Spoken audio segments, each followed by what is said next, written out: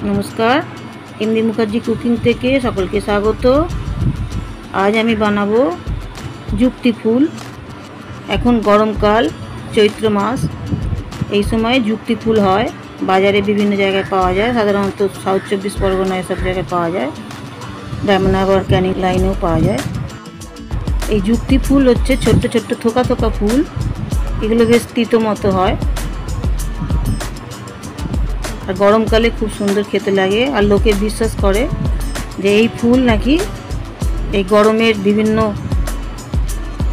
রোগ থেকে মুক্তি দেয়, যেমন বসন্ত রোগ, জন্ডিস, এগুলো থেকে আমাদের মুক্তি দেয়।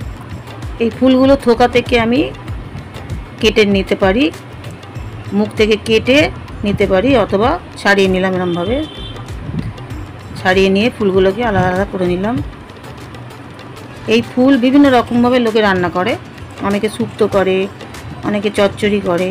আমি করেছি এটা রাঙালু দিয়ে ভাজা, যুক্তি ফুল ভাজা। রাঙালু দিয়ে খুব মিষ্টি মিষ্টি, রাঙালু দিয়ে খুব সুন্দর খেতে লাগে। এই জন্য রাঙালুটাকে আমি ছাড়িয়ে নিলাম। ছাড়িয়ে নিয়ে ছোটো ছোটো টুকরো টুকরো করে কেটে নিচ্ছি। টুকরো টুকরো করে কেটে নিয়ে আগে আমি রাঙালুটাকে ভেজে নিয়ে তারপরে এর সঙ্গে মিশিয়ে দেবো। এই যুক্তি ফুলকে অনেকে চৈত্র ফুলও বলে। এটা চৈত্র খাবার, মানে চৈত্র মাসে এটা সাধারণত খুব ভালো হয়।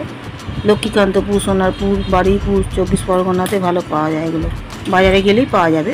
এটা করার জন্য আমি কড়াই তেল গরম করে আমি রাঙালুটা ছেড়ে দিয়েছি।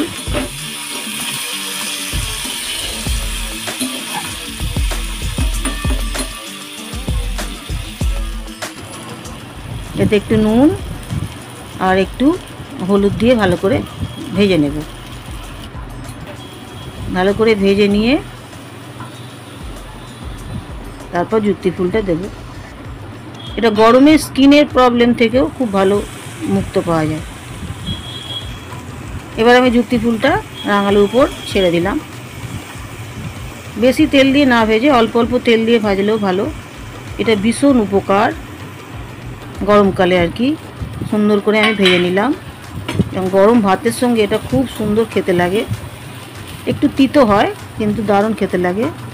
মনে করলে আপনারা ভেজে নিতে পারেন, অথবা চচ্চড়ি অথবা শুক্তো সবই করতে পারেন, নাহলে আমার মতো করে ভেজে করবেন, খুব ভালো খেতে লাগবে। আপাতত এইটাই।